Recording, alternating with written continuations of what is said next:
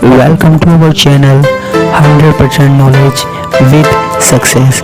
Video देखने से पहले चैनल को सब्सक्राइब कीजिए और बेल आइकॉन दबाइए। हेलो बच्चों, स्वागत है आपका क्लास 11th की केमिस्ट्री क्लास में। हमारे पास बेसिक कंसेप्ट ऑफ केमिस्ट्री की बात चल रही थी। हम बड़ी मज़ेदार चीज़ें पढ़ रहे हैं। देखो, ये जितने भी कंसेप्ट मैं पढ़ा रहा हूँ ना आपको, वो आपके लिए मोस्ट इम्पोर्टेंट है, क्योंकि वो आपके 11th में, 12th में, बीएससी में, हर जगह आपके काम में आने वाले हैं। और अगर ये कंसेप्ट हमने छोड़ दिए ना, सीधे ही हम आगे बढ़ गए, तो फिर हमको फ़ायदा नहीं होने वाला है। क्योंकि फिर आप बीच बीच में यही सोचोगे, छोटी छोटी चीज़ें, ये मोल क्या होता है, ठीक है, द्रव्यमान प्रतिशत क्या होता है। तो इसलिए मैं क्या है, छोटी छोटी चीज़ें करता हुआ चल रहा हूँ, ठीक है, छोटी छोटी चीज़ें बता रहा हूँ, जिससे आपको आगे आने वाले टाइम में कोई प्रॉब्लम नहीं हो। क्लियर है? क्योंकि ये आपका बेस है। अब देखो, आज का जो टॉपिक है वो है मापन की मानक इकाइयाँ या एसआई यूनिट। ये क्या चीज़ है? शायद मुझे पता है आपने फिजिक्स में भी पढ़ लिया है, लेकिन कोई बात नहीं, यहाँ केमिस्ट्री में भी पढ़ के देखिए, कोई प्रॉब्लम नहीं है, और अच्छा समझ में आ जाएगा। ठीक है। मापन, मापन क्या होता है? मापन का मतलब है किसी चीज़ को मापना, मापना या नापना भी बोल देते हो आप। हम चीज़ों को कैसे नापते हैं? ठीक है, हम चीज़ों को कैसे नापते हैं? जैसे चावल है, चीनी है, उसको कैसे नापते हैं? आप कहोगे किलो में नापते हैं। तराजू लेते हैं, उसमें 1 किलो का बाट रखते हैं, दूसरे में चावल रखते हैं, उसको बराबर करके देखते हैं, तो वो हो जाता है 1 किलो। ठीक है। या फिर कई लोग तो कैसे नापते हैं? कई लोग हाथों में मुट्ठी भर लेते हैं चावल की, और यूँ कहते हैं लो भाई, दो मुट्ठी चावल, 3 मुट्ठी चावल, 4 मुट्ठी चावल, इस तरीके से कर लेते हैं। और अगर आप गांव से हो, कुछ बच्चे जो भी गांव से हैं, तो वो उन्होंने घर में देखा होगा, तो वो अक्सर सुनते आ रहे होंगे कि एक शेर, शेर वाला शेर नहीं, एक शेर, पाव, मन। ठीक है, वो क्या चीज़ है? वो मापने का तरीका है। आपके बड़े बुजुर्गों से सुना होगा कि एक पाव लिया, एक मन लिया, एक शेर लिया, है ना। कोई भी चीज़, उसके आगे हमको एक इकाई लगानी पड़ती है।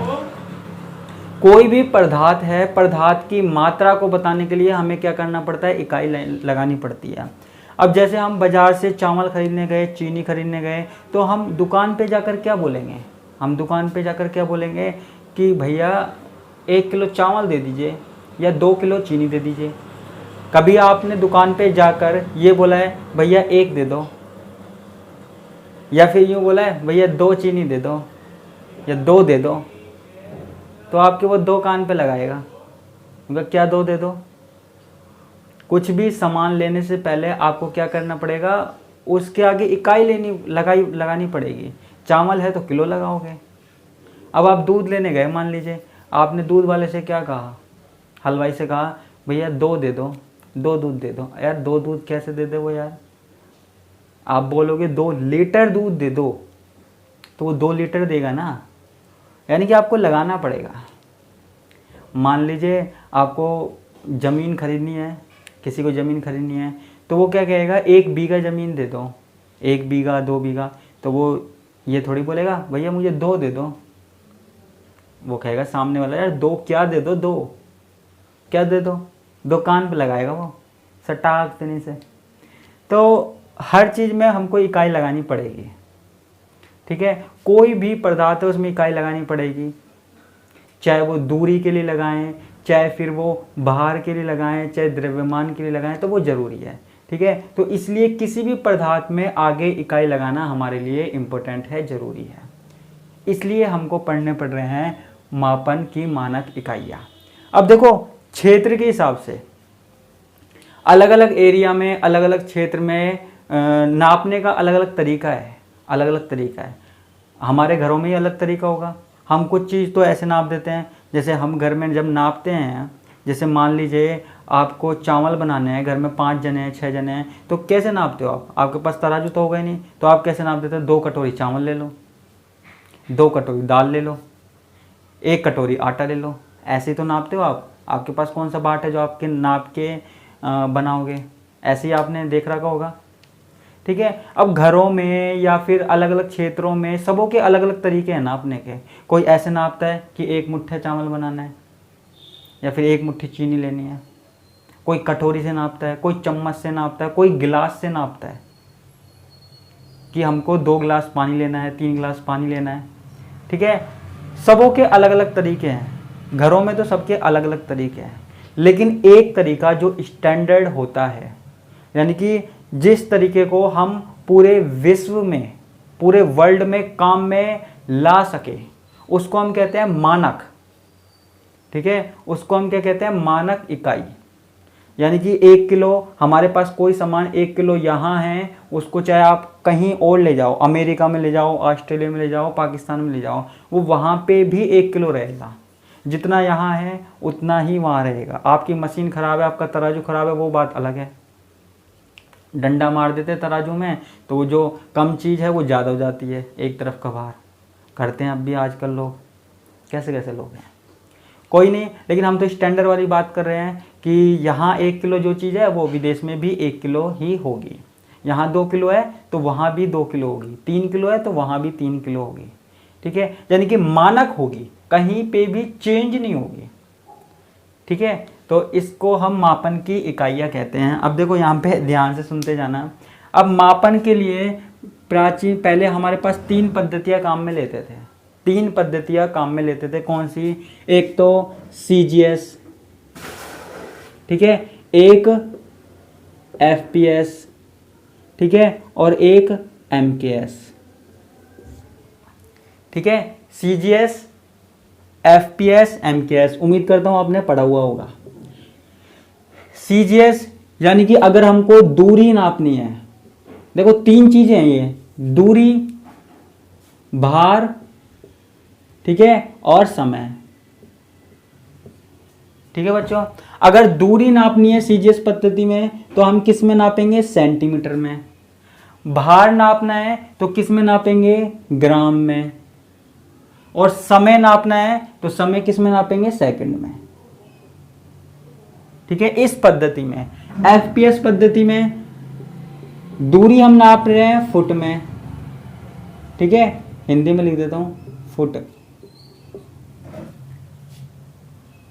अगर हमको भार नापना है तो पाउंड।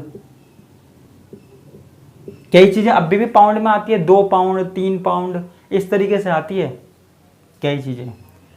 और समय वही सेकंड में। ठीक है, MKS में दूरी नापनी है तो किस में? मीटर में। M का मतलब मीटर। भार नापना है, द्रव्यमान नापना है तो किलो में। और सेकंड, समय नापनी है तो सेकंड में। ठीक है, 3 चीजें हमको नापनी है। जब हमारे पास CGS पद्धति की बात होगी तो हम नापेंगे सेंटीमीटर में, दूरी को नापेंगे सेंटीमीटर में। ठीक है, कि ये हमारे पास 10 सेंटीमीटर है, ये जगह हमारे पास 10 सेंटीमीटर है, ये जगह हमारे पास 5 सेंटीमीटर है। ठीक है, भार होगा वो होगा ग्राम में, ये हमारे पास 10 ग्राम है, 20 ग्राम है, 30 ग्राम है, 250 ग्राम है, 1000 ग्राम है। समय सेकंड में, 1 सेकंड, 2 सेकंड, 3 सेकंड। जब FPS की बात आएगी तो फुट में, कि ये हमारे पास 5 फुट है, ये हमारे पास 5 फुट है, ये इंसान हमारे पास 6 फुट है, 7 फुट है, 4 फुट है। दूरी नापेंगे फुट में। यहाँ सेंटीमीटर में कि ये इंसान 170 सेंटीमीटर है, 75 है, 85 सेंटीमीटर है। ठीक है, और बाहर किस में नापेंगे? पाउंड में। पाउंड कोई बड़ी बात नहीं है, बस हमको भार नापना है वो पाउंड में नाप लेंगे। जैसे हमारे पास ग्राम किलोग्राम होते हैं वैसे ही पाउंड होता है। समय को सेकंड में। और MKS पद्धति में क्या करते हैं? दूरी को मीटर में, 2 मीटर की दूरी, 3 मीटर की दूरी, 4 मीटर की दूरी। और जो वजन है उसको हम किस में नापते हैं? किलो में। किस में नापते हैं? किलो में, केजी में। और समय है उसको हम किस में नापते हैं? सेकंडों में। किस में नापते हैं बच्चों? सेकंडों में नापते हैं। ठीक है, ये 3 पद्धतियां थी हमारे पास। ठीक है, ये 3 पद्धतियां हमारे पास काम में ली जाती थी। अब लेकिन हमारे पास हुआ क्या? हमारे पास सन 1960 में, 1 मिनट इसको मिटा देता हूं। देखो, अब कहीं पे तो CGS पद्धति यूज में आती थी, कहीं पे FPS आती थी और कहीं पे MKS आती थी। तो अब हुआ क्या, वैज्ञानिकों ने क्या किया, सन 1960 में एक मीटिंग बुलाई। दुनिया भर के वैज्ञानिकों ने एक मीटिंग बुलाई और उन्होंने कहा कि यार ये तो गलत बात है यार। उन्होंने कहा यार तुम्हारे देश में तो दूरी को सेंटीमीटर में नापते हैं, हमारे मीटर में नापते हैं, और ये दूसरा देश खड़ा है इसमें यहाँ पे फुट में नापते हैं। बाहर है तुम तो ग्राम में देते हो, हम किलोग्राम में लेते हैं, और ये हमारे पास पाउंड में लेते हैं। ठीक है, तो ये ऐसा कैसे है। तो उन्होंने कहा यार कोई ऐसी चीज़ करो, ऐसा काम करो कि यहाँ पे जो हम जिस मात्रक में हम नाप रहे हैं उसी में तुम करो। ठीक है, तो सबों से रजामंदी ली गई। तो उनसे कहा गया कि अगर हम किलोग्राम में नाप रहे हैं तो तुम भी किलोग्राम में नापो ना, कहाँ प्रॉब्लम है। हम मीटर में नाप रहे हैं, तुम भी मीटर में नापो, कहाँ प्रॉब्लम है। ठीक है, तो सन 1960 में एक मीटिंग बुलाई गई और उस कॉन्फ्रेंस में मीटिंग में फैसला किया गया कि एक अंतर्राष्ट्रीय पद्धति मानक देंगे। ठीक है, इंटरनेशनल सिस्टम, इसका फुल फॉर्म क्या है, द इंटरनेशनल सिस्टम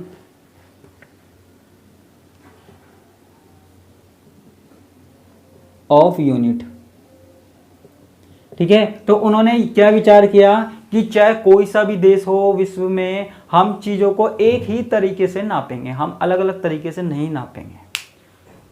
कोई भी तरीका, चलो तुम अपने घर में कैसे भी नाप लो, ठीक है, लेकिन एक स्टैंडर्ड तरीका तो होना चाहिए, एक मानक तरीका तो होना चाहिए जो विश्व में हर जगह एक जैसा हो। तो इसकी रजामंदी मिल गई कब, 1960 की मीटिंग में, the international system of unit में, इसको बोलते हैं सन 1960।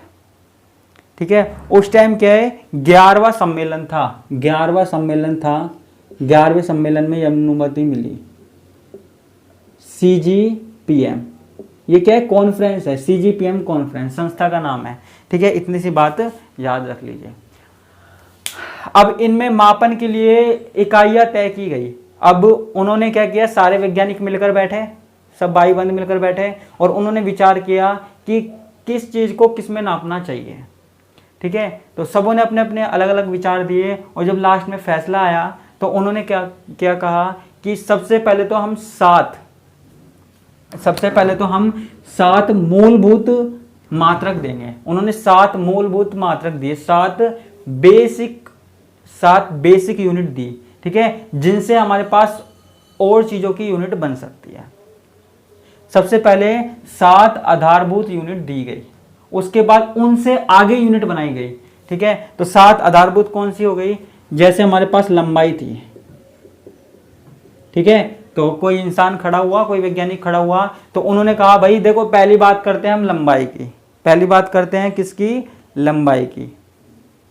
ठीक है, इसका उन्होंने कहा इसको लिखोगे आप L से, इसका जो मात्रक होगा वो होगा L। ठीक है, सबों ने कहा हाँ ठीक है। उसके बाद उन्होंने कहा इसका जो SI पद्धति में इसको लिखेंगे, SI पद्धति में इसको मीटर में नापेंगे। बोल दिया सबों से भाई मीटर में नापा जाएगा लंबाई को, बता दो किसी को प्रॉब्लम है तो, सब मान गए।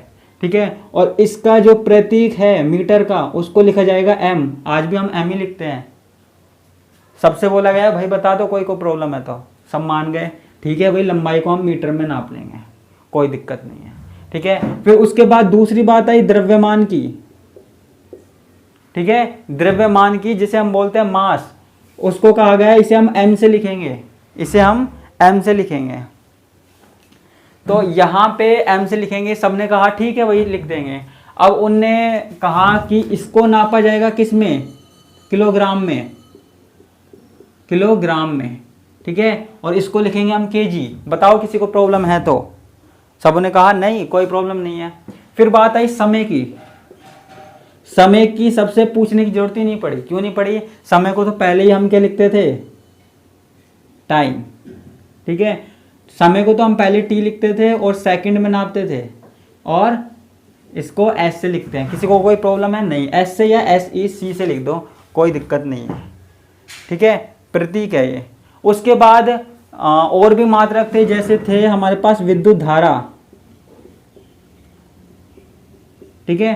उन्होंने बताया विद्युत धारा जो इलेक्ट्रिसिटी आ रही है, जो इलेक्ट्रिसिटी आ रही है उसको किस में नापोगे आप, सबों से राय ली गई। तो विद्युत धारा को नापने के लिए इसको पहले मात्रक दिया गया, इसको देखो इसमें नापेंगे एम्पियर में, ये इकाई होती है। टेंशन मत लेना, ये मत सोचना ये क्या होती है क्या नहीं होती, ये इकाई होती है। जैसे द्रव्यमान को किलोग्राम में नापते हैं, समय को सेकंड में, ऐसे ही ये क्या है, इकाई है। ठीक है, इसलिए ज्यादा टेंशन लेने वाली बात नहीं है। इसको किससे लिखा गया, आई से। इसको विद्युत धारा को किससे लिखा गया, आई से। और अब भी आप फिजिक्स में पढ़ोगे तो वहां पे आपको आई ही लिखा मिलेगा। ठीक है, उसके बाद तापमान या ऊष्मागतिक तापमान भी बोल सकते हैं, ऊष्मागतिक ताप। ठीक है, ऊष्मागतिकी ताप। तो सबसे पूछा गया किस में नापोगे भाई, इसको हम नापेंगे केल्विन में। सबों ने राय दी, ठीक है, सबों ने राय दी कि केल्विन में नापेंगे। ठीक है, इसको हम लिखते हैं के से। ठीक है बच्चों, केल्विन में। और टेम्परेचर को तो आपको पता ही किससे लिखते हैं, किससे, इस तरीके से लिखते हैं, टी से। वैसे तो हम TEMP भी लिख देते हैं, लेकिन इसको टी से लिखते हैं। ठीक है, उसके बाद पदार्थ की मात्रा, पदार्थ की मात्रा या जिसको हम बोल रहे हैं मोल, सबसे पूछा गया किससे लिखोगे, एन से लिख देंगे। सबसे पूछा गया किससे लिख देंगे, एन से लिख देंगे। और SI मात्रक क्या है, मोल, और इसको हम क्या लिख देते हैं, मोल। ठीक है, मोल के बारे में तो आपने पढ़ा है, मोल की पूरी अवधारणा। ठीक है, इसके बाद पूछा गया ज्योति तीव्रता, प्रकाश की जो ज्योति है उसकी तीव्रता को किससे लिखेंगे, ज्योति की तीव्रता को किससे लिखेंगे, IC से लिख देंगे। किसमें नापेंगे, कैंडेला, CD। ठीक है, यहां पे आप स्क्रीनशॉट ले सकते हो किसी को लेना है तो। इसको इंटेंसिटी IV लिख दो ना। अब देखो सबों ने, सारे वैज्ञानिकों ने इस पे राय बना ली कि भाई हमको ये यूज में लेने हैं, और अब तक यूज में ले रहे हैं। उन्होंने कहा कोई भी अपने स्थान पर, अपने जगह पर कोई भी चीज यूज ले, हमको मतलब नहीं है, लेकिन पूरे वर्ल्ड में ये वाली इकाई स्टैंडर्ड है। बड़े लेवल पे, बड़े स्तर पे इन इकाइयों को काम में लिया जाएगा। ठीक है, इनके अलावा और कोई चीजें काम में नहीं ली जाएगी। ये हमारे पास किसने कहा, ये इस संस्था में कहा गया, 11वें सम्मेलन में कहा गया।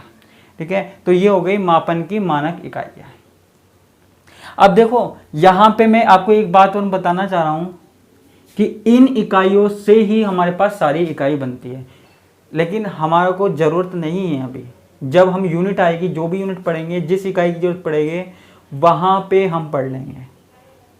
फिजिक्स में तो आपने पढ़ ही लिया होगा, जैसे दाब, आयतन, ठीक है, इनकी इकाइयां पढ़ ली होगी, वीमा पढ़ ली होगी। तो अब यहाँ पे बस मेरे को ये बेस बताना था, बेसिक चीज बतानी थी, तो आगे इसकी जरूरत नहीं है। बाकी की जो यूनिट है वो हम जिस यूनिट में जो यूनिट आएगी, जैसे दाब की, आयतन की, तो वो जिस यूनिट में जो आएगी हम उसी में ही पढ़ेंगे। ठीक है, तो वहाँ पे पढ़ेंगे जिससे हमारा टाइम वेस्ट ना हो। तो हमारे पास ये हो गया आज मापन की मानक इकाइयाँ। उम्मीद करता हूँ आपको समझ में आया होगा। इसी के साथ मैं विदा लेता हूँ। धन्यवाद, नमस्कार, टाटा, बाय बाय।